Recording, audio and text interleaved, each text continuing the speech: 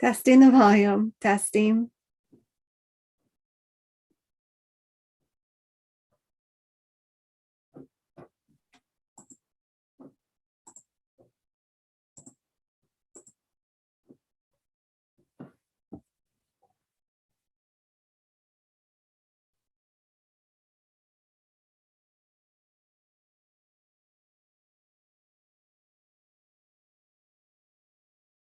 Testing the volume, testing.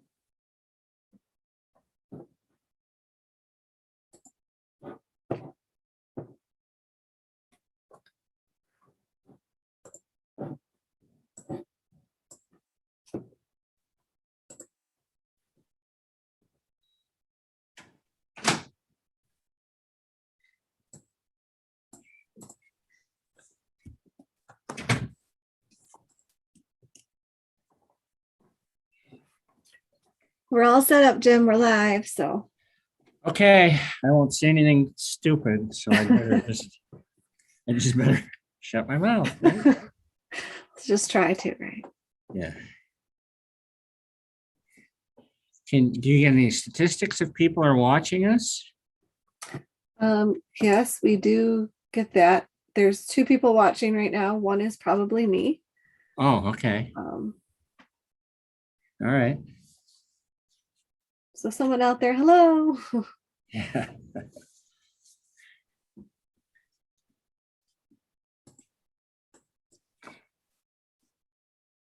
Yeah. I mean, could they ask questions if they wanted to through a chat? No, I don't think we have that capability. Yeah, well, I know Robert's Rules of Order would preclude that unless you have it on the agenda, right? Which, Yeah, I I know think they they do have for to the- be, yeah, the 5-minute at the beginning where, yeah, and then, yeah, there's not a chat box for me to Hmm. read, but yeah, that wouldn't be the Public Meeting Act. I don't think we could do that. So yeah, maybe there's a way. I mean, I'm sure there's a way. yeah. Yeah, because I know a while ago, we actually had a visitor that came in on Zoom, and Mhm. so. Because in the collaborators, we're trying to, crash some Zoom meetings that, so to speak, and introduce ourselves and what's a professional way to do that exactly. Yeah, the assurance group, or was it the assessors? I think assurance. They did Yeah. that last time. Todd had everybody go to a different group. Yeah, I'm talking about even outside the organization, like, Oh, right. Okay. That actually makes a lot of sense to kind of be established in certain yeah, areas and participate in their meetings so that yeah, we're part of that. Yeah, that makes a lot of sense. right. Yeah, and I've got a lot of people, and I'm gonna I think, try and break up some of the duties and have teams, and maybe That's, subgroups, because I got people kind of looking around and yeah. not involved, and I did that last week and it worked yeah, so well. And we did the yeah, breakout groups for Zoom. So uh-huh. there's breakout groups. And it was really easy and it Oh, worked really well. okay. And then I just hopped between the groups. So I can definitely show you how to do that if Oh, you yeah, want. Yeah. yeah. Is it just on the Zoom thing that how do you? Yeah, you just have to make sure that you enable it on your account. Mm-hmm, So under your settings, make sure you go down to breakout groups and you enable that. And then when you set up your meeting, you can choose that you want to do breakout rooms. mm-hmm, And then when you go to the bottom, there'll be a section that says go to breakout room, and you just click that and then you assign people to the rooms. mm-hmm. And then you can just hop between the rooms as the host. Oh, okay. Yeah, it worked really well. I spent about like 10 minutes in each group, and we had 10 minutes before and then we came back together. It like lets you all come back together too. So it worked out really well. Oh, all right.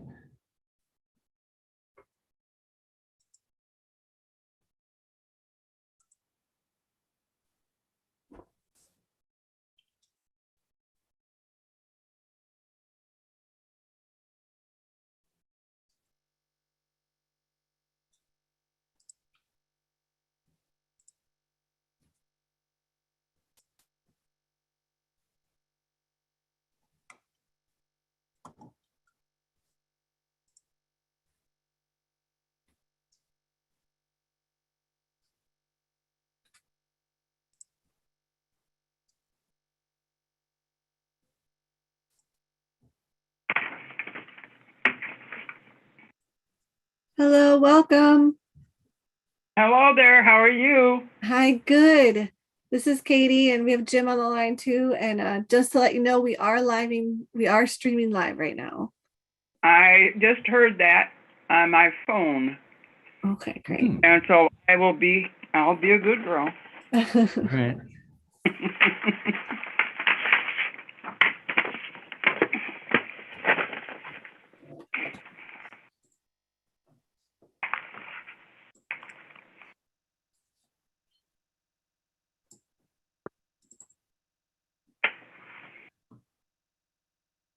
Hi, Dr. Martell, welcome. Hello. We're streaming live right now, so you know. Got it.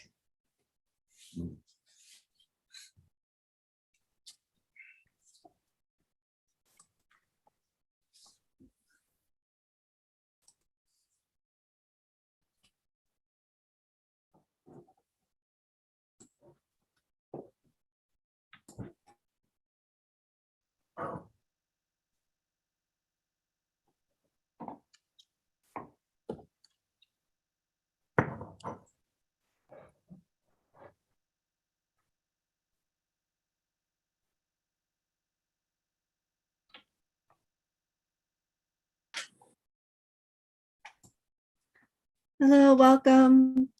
Just so everyone knows, we are streaming live right now. You always set that up so very well. Thank you, Katie. Mhm.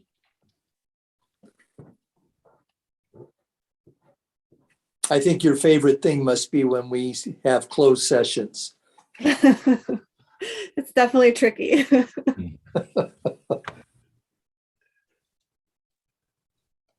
Well, it is I'm happy- interesting. The municipal league. Hi, Right now. Angie. I'm going to go out and come back in. I'm having a little bit of trouble here, Okay. as usual.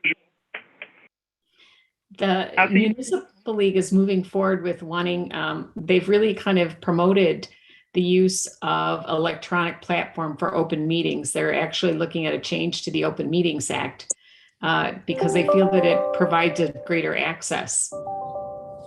Whoa, Yeah. okay. Technology is moving forward. I don't know. When I see what you have to have special cameras and everything now, I'm like, okay, yeah. Yeah, right. Anything that costs you money. Always something new and different. Yes. Well, they were talking about what's old is new is cassettes are making a comeback. Yep. I thought vinyl had come back. Now it's cassettes. I can't wait for the 8-tracks to come back. For those of us who remember 8-track players. Sure I have do. I do. But I still have vinyl records too. We have a lot of vinyl records. Yep. Dr. Williams, you're out of space. Wow, that is. Whoa. Here we go. Ellen, that is Which cool. view from which telescope is that a view from? I have no idea. I was just going through the different backgrounds. It looks cool. Very cool. Blue's my favorite color, so I was like, I'll go with that one. Wow. You've come It's through a time made portal. Huge comeback as my oldest daughter, is infatuated with vinyl records now. There's the interesting thing is, can she find a record player? Yeah. She found a record player and needles. You can find everything on Amazon. And then the last time she was in Chicago, my sister has about 60, 70 albums. My brother has Oh my. high hundreds. And he doesn't know everything she borrowed from him because his inventory is so high. But she left out of his basement with armfuls of records. I don't, the challenge is storing all that anymore. So now you get down to CDs, and then someone said you're supposed to put all those on a MP3 player. And I thought, oh my, way too much work. All right. How is this working? All right. It is 5:33. Do we have everyone present? I can't, for some reason. We're minus David, Dr. Helen. But we have a quorum. No? Yes? We've got 3 out of the 4. Yep. Yep, you do. Okay, we'll call the meeting to order. We just need approval of the February 9th agenda. Move acceptance of the agenda. Second. Excellent. Any discussion? Excellent. All in favor, say aye. Aye. Aye. Excellent. I see pictures. The financial statements, is everything still deferred? Yes, except the bank statements were provided in the packet. Correct. And Jim we were talking about this earlier today. He will have those. They probably won't be included in the packet that goes out because they won't be ready because it's an early board meeting compared to the month end. So they'll be available for the board meeting probably as, we'll put them up on the screens for you again. Excellent.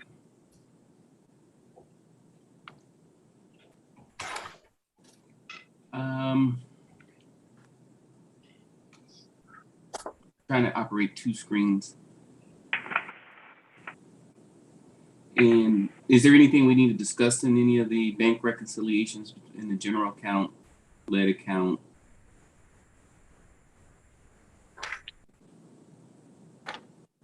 I don't believe so. We did finally get funds for our abandoned property. Oh, I know we'll talk which about later. abandoned property? I don't know. It was done way back in December, and we were waiting on the payment because we didn't know if they were funding that part, and then it finally came through, and they had the wrong account number, and so we fixed that, and now we finally got funded. So So is this the one up in Rockton? No. No. Yeah, Todd will give an update. We do have an update, right? These are not the ones that we submitted that were potentially part of. These were the abandoned properties. Which phase? 4, 3, or 4? It was 4. And But so it was back in the summertime. Yes. It's been a while. Yeah, so Okay. Got it.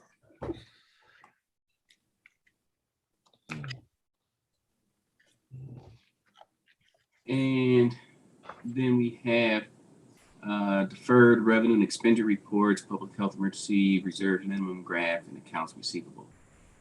Major expenditure requests.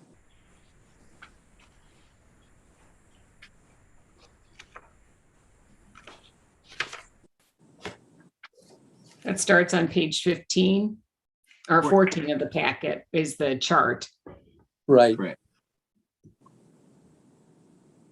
Thank you. And the first one is the electronic filing of death certificates in the amount of $12,208. May I ask a question on that? Why are they so high? Because unfortunately, we have had a pretty high death rate due to COVID, Angie. We're charged per.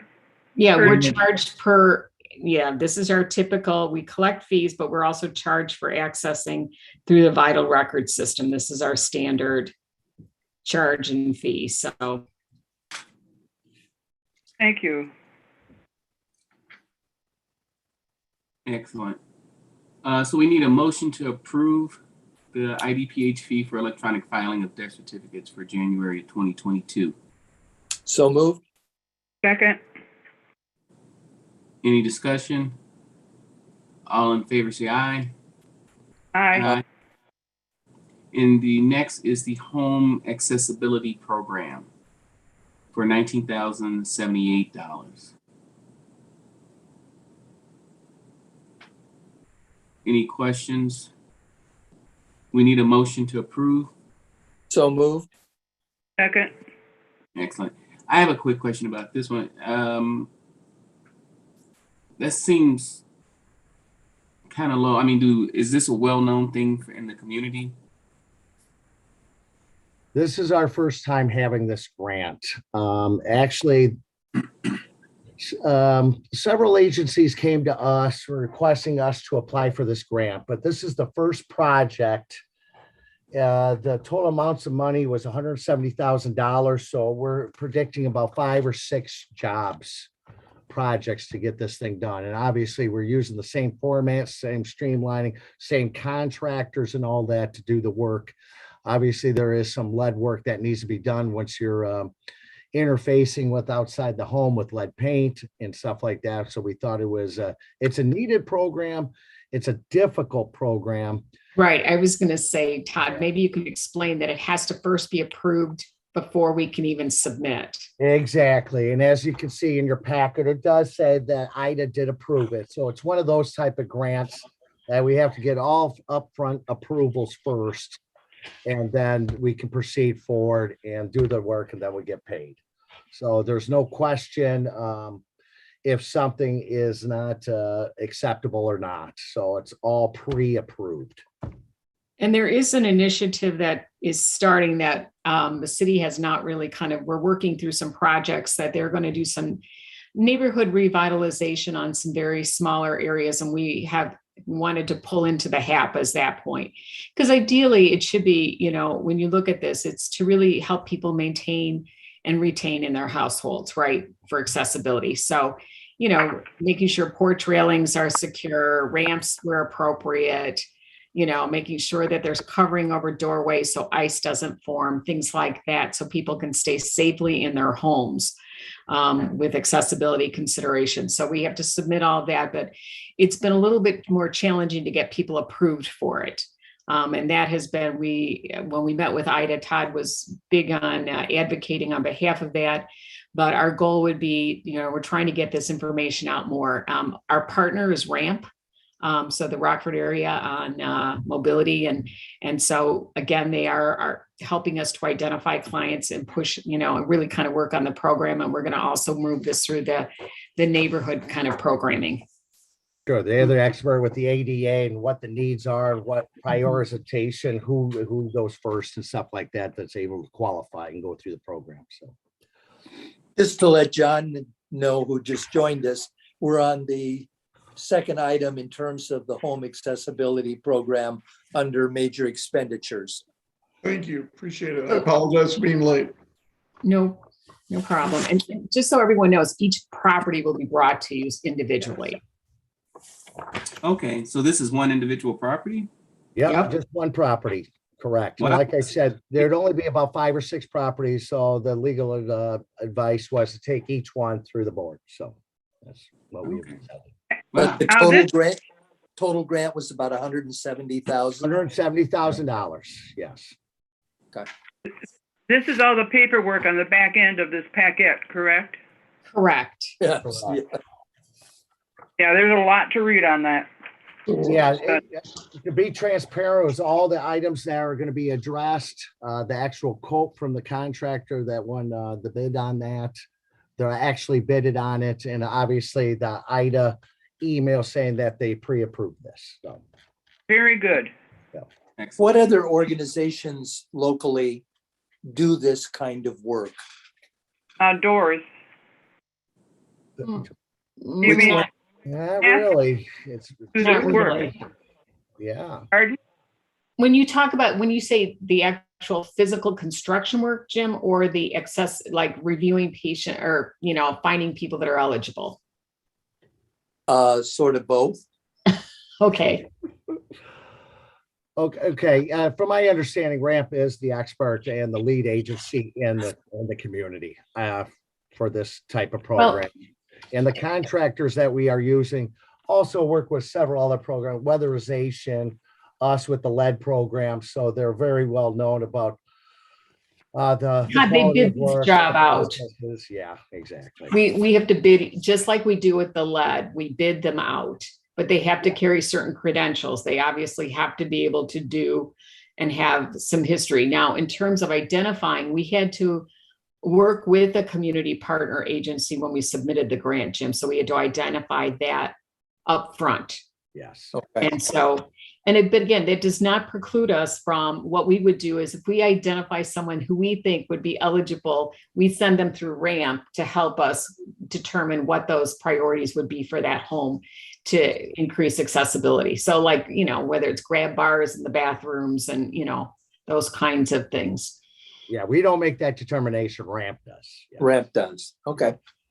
Thank you. All right. If no further discussion, all in favor, say aye. Aye. Any opposed? Excellent.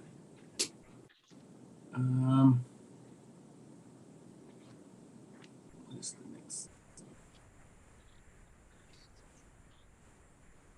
Here we go.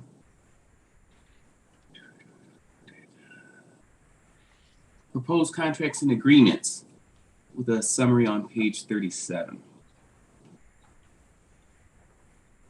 And this is the annual renewal of, which is a little bit different. It comes from, it's actually IPHA, Illinois Public Health Association, and it's the grant for the Region 1 HIV prevention grant.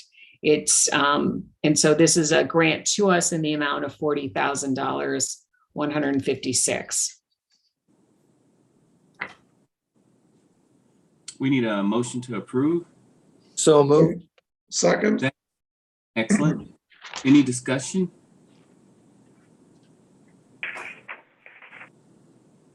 If not, then we need to take a vote. All in favor, say aye.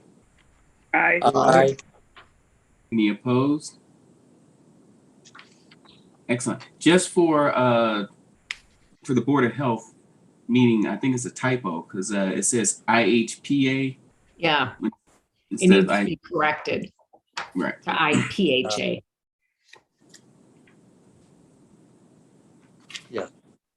Oh, I figured. I was wondering when this was going to happen. Under item 5 on page 88, reopen bid process due to material cost. Having had work done myself, I just know how much things have gone up since probably the bids went out, and the contractors are not going to take or don't want to take a loss on such items. Yes, there's an official request in your packet from each contractor, basically saying supply chains, material cost, all that kind of stuff has gone up dramatically. So, which we totally understand, and that's why we're bringing it back to the board here. So, And it's just for informational so that you know that we're going to go out through the purchasing again so that future properties coming in for lead abatement will now have that, the newer prices attached to them. This does not reflect work previously done. It's only going to be going forward for any job that we put forward. Okay. So there's nothing we have to vote on. It's just no. okay. What's APP round 4 liabilities? That's what Mr. Powers was bringing up earlier. So there was 2 properties in question that were still trying to go through the APP. The one up in Rockton on Pearl Street, I have been in contact with the owner on that. The owner has finally decided that they'll take care of it themselves. So that is good. I was glad that a distant relative said they rather take care of it than putting it on the deed or whatever. But the They're other going to one, demolish the property the themselves. amount of the lien, I'm sorry, I apologize, a lien on their property. So that's good. Was that their the So that contract takes was- care of the risk factor that we would have had. Right. Yes. And that was in the dollar amount on that one with Todd was how much on the one on Pearl Street? Pearl Street was like $18,000 Right. in that one. Was that the one with multiple buildings, Todd? That was a different one. That's Okay. And he also has an update on that one yes, as that's well. the other one. Okay. So first of all, the Pearl Street up in Rockton, they're going to take care of it. We're working with them to address all the environmental assessments and all of that and work with that contractor. They're hoping to have it done by next month at the latest. So I'm happy about that. Now, the other one with that, the multiple buildings is on Springfield. I've had conversations with the owner there. He is in the process of cleaning up. He did get permits to rebuild the garage through the building department. He has done a lot of work to that garage. He has bought a container, like a storage movable container, a very large one, to pick up all the debris. So I think he has solved two of the issues. The last one is that secondary house. And I think that was up for $7,800. Originally, that whole cost was $36,000. Right. So I'm happy about that. So the risk has dropped on regarding cost. I'm still working with the APP on that one. I have not heard back on that one. So hopefully they accept it or at least transfer it to that Strong Communities grant, which that's what it's converting to. The APP is actually ending. I think that was updated last month from IDA, but they're transferring everything to a Strong Communities. So I'm hoping it goes into that. If not, the risk is very low with the cost of $7,800 compared to $36,000. So Good. yeah. Thank you. So, Yeah, I asked Todd to provide an update because we've been working through it. We want to obviously lower our risk, but also work with again, we're fortunate in some of these situations where we can move a little bit more on the homeowner to property owners to kind of work with us on this so that we can, again, continue to stretch our limited dollars to cover more properties that need some work. so Excellent. I'm unaware if there's anything for an executive session No executive session required, and no additions. no addition. Excellent. I'm happy about the new monies to help with the people with disabilities. That's really needed. I didn't remember that one before. So, And it's been very hard. I mean, I think trying to get the information out there. I mean, again, I don't think people recognize, the need for how to make things more accessible, whether it's railings inside the home, lowered counter, tops. I mean, if they need walkers, if they need wheelchair accessibility. And again, there are some stringent criteria, but I think as we move more through the neighborhoods and as I'm going to say really move through the next phase of pandemic, we're able to get out there a little bit more and people start coming out a little bit more. We have some opportunity to kind of really see how can we improve some of those multi-generational homes where we've got people aging in place and really helping them with to be able to stay in their homes. sure. And to reiterate what Dr. Martell said, that we did have a conversation with reps from IDA when they came into town and stressed the challenges of getting a qualified applicant through this process. So they're going hopefully back to the drawing board, hopefully for the next round, which I am happy to apply for. Also, there has been discussions with HUD. HUD has a program like that, so it's definitely needed in our community. And HUD is a little more easy to work with, and obviously we have a great relationship with them through our lead grant. So more to come on that. So there is a waiting list. You're right. And so there is a need. excellent. If no one has anything to bring up, then we can have a motion to adjourn. So moved. Jen, I was expecting you to. Oh, Second. okay. I was trying to figure out what I was going to do for the rest of the night now. Oh, don't you have your puppy, Angie? My granddaughter has it. She got off work early and came and got him. Ah, Yeah. well, appreciate everyone. Again, we keep on these, we can keep it moving. I think it does help to kind of look at some of these things. Sometimes we have more than others, and then we'll have the monthly. And again, both February and March, remember February 15th falls, the day of the board meeting falls on the end of the month date, right? So that's will be the challenge along with March. but we'll have some I have- other things for you at the board meeting. I do have a question for Todd and for you, Dr. Martell. We have a lot of distressed properties in our unincorporated areas. I know the city of Rockford has a community development department and they work very close with HUD. Is there anything available that would help us in the unincorporated areas? Do you know of anything, or can you inquire about anything? I know, speaking with our state's attorney and all that, I know they're more stringent for county compared to the municipalities in addressing stuff like that. But obviously, we're always looking through grants.gov, that kind of thing, to address blight. And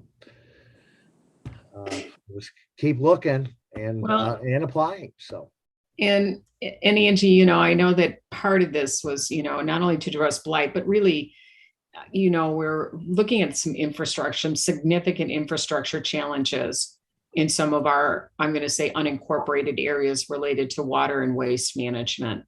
And so getting that through the plan. And so I know that the county board members have all received a certain portion of the American Recovery or Rescue Plan funds. And so again, we're going to be working with those various commissioners about how we can kind of leverage some of those funds and maybe match them where we can, to whether it's addressing, a water infrastructure issue, a blight issue in that particular area as it meets the conditions of those funds. Okay. Well, we had talked about it, but there's so much blight out there that this money wouldn't, it would be a drop in the bucket. But that's what I've had that question on my mind for a long time, and since we just discussed it Monday night at our board meeting, because some are really complaining about their areas and what needs to be done, and there's not enough money, and why don't we have something like Rockford does? And I know that it has to be through HUD, or we would have to go through Winnebago. It's not called that anymore, though. Winnebago County Housing Authority, to see if they could do anything in regards to that. Well, are you talking about the housing authorities? Yeah. Uh-huh.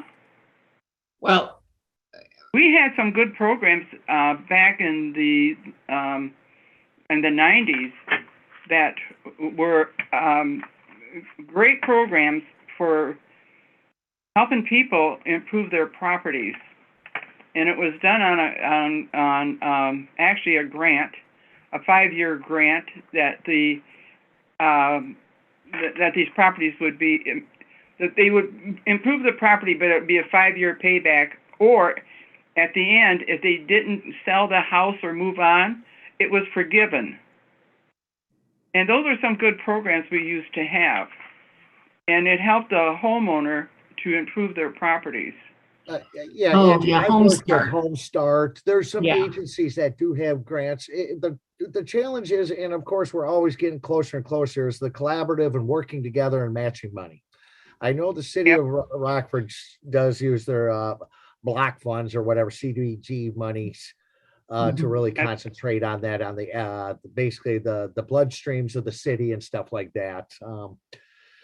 But yeah, I'm glad I've had a lot of communications with the townships. We're working with one up in the Rockton Township. We'll hopefully do a big cleanup there.